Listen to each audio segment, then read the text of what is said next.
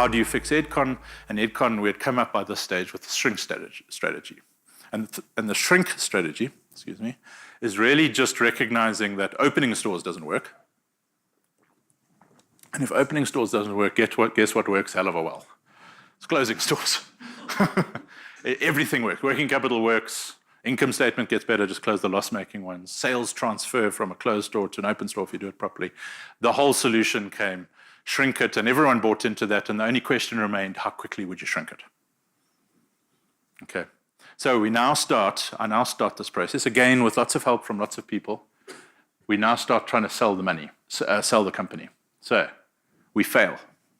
Absolutely fail. Not a single offer.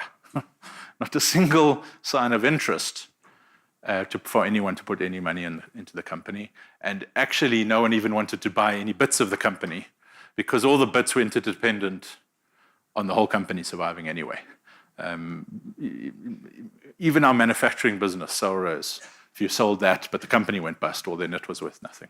So this was quite a disheartening process to go around the world, South Africa, everyone, asking for some money and effectively failing. At this point, what do you do? Okay, so no one will give you any money. No one's interested in buying any things. So at this point, we have to switch mode. And we have to switch mode into a forced direction that we have no choice over, because we have to start explaining the consequences of us going under. It sounds quite threatening. I often was in meetings where people are going like, but you're just threatening us. I'm going like, really not, but I don't want you to say no, and then when we go down and 100,000 people lose their jobs, that you can come up and say, I didn't tell you. So we start getting into a different mode now, which is telling people we're going to run out of money in February 2019, which we did, and would you help us? This process, by the way, did help us, though, even though it failed completely, is some really, really well-known, respected people got involved who were part of at least bids to buy the company, even though in the end they were failed bids. And these people started to give the deal and the Edcon a bit of credibility because of, and I don't want to mention their names, but maybe they're known or you can guess who they are, but they're really good private equity companies and really good individual entrepreneurs who now have interacted with us, talked about our plan, think they can help us, think it's worth saving, and really then started all going off to the same institutions we would have to go to raise money, who had said no, and they start saying, hey, if we get involved, then we can raise some money. And for the first time, we start getting some interest, by the way. Even though this fails at this point, we start getting some interest, which is really useful. Came down to this day. You can work out the date. This failed process leads us into a big meeting now. A whole bunch of support provided by government ministers, various financial institutions. A lot of work's been done on the side, positioning things. We've got our advisors in the room. And we sit down, and really all roads led back to the PIC. Okay? I mean, no one else really has that sort of money that can help a company like this. And just remembering that the PIC is not all the GEPF. It's somewhat misunderstood. I mean, most of it's the GEPF, but it's not all the GEPF. There's other money. But we are now in this meeting, and we get approval. And I'm sitting in there, I'm sitting opposite Dr. Dan, and after a reluctant half an hour, he turns around, and we start going, okay, I think we can do something under these conditions, these people getting involved, and there was a long list of things we have to do. And I'm just feeling awesome.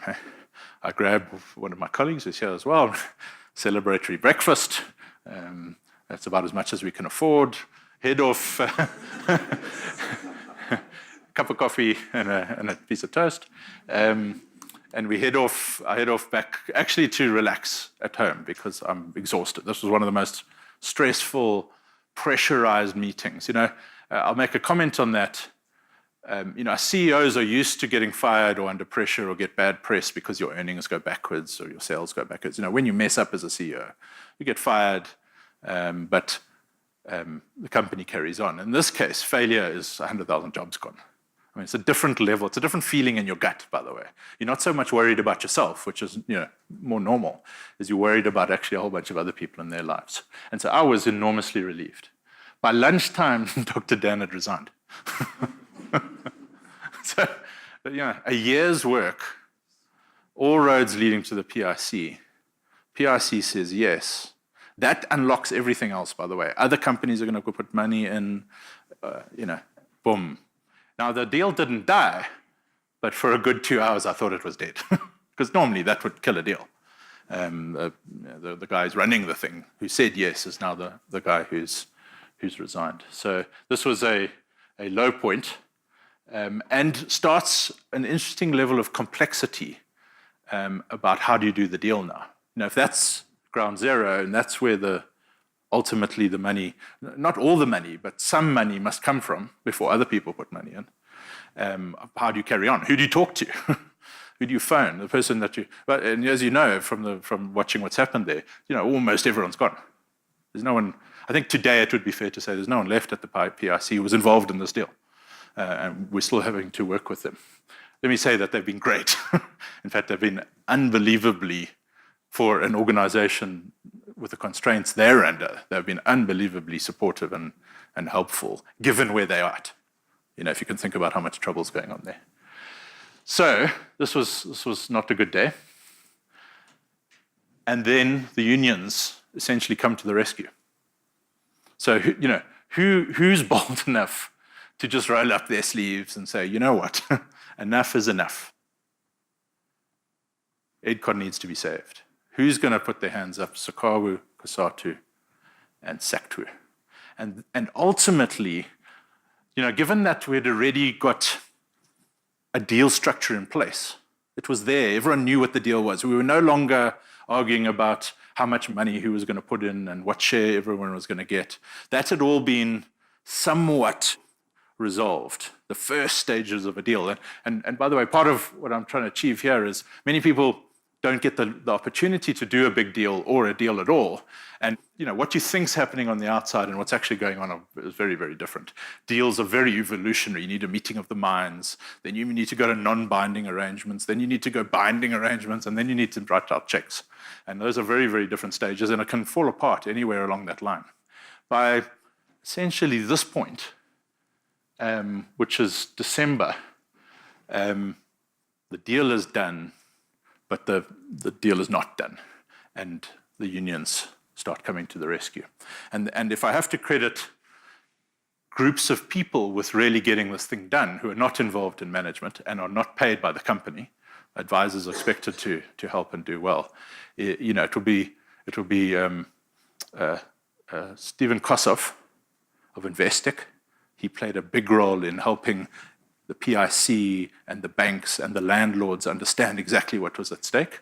And then I would acknowledge Etienne Flock of Saktu for playing a very special role. Now, obviously, those guys were supported by a whole bunch of people, so I don't want to single them out as the saviors.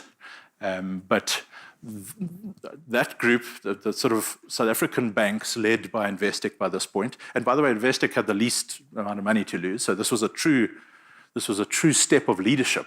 This wasn't a necessary act. Saktu, which was ultimately Saktu, Kasatu, and Sukawi, they were self-preservationists, but again, I think there was an extraordinarily high amount of leadership and people personally getting involved. And then I think the ministers did a great job.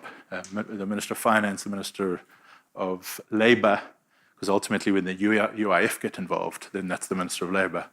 And so Minister of Fibre, Minister of Economic Development, and the Minister of Labour were also very useful. So that's really who pulled the deal across the line.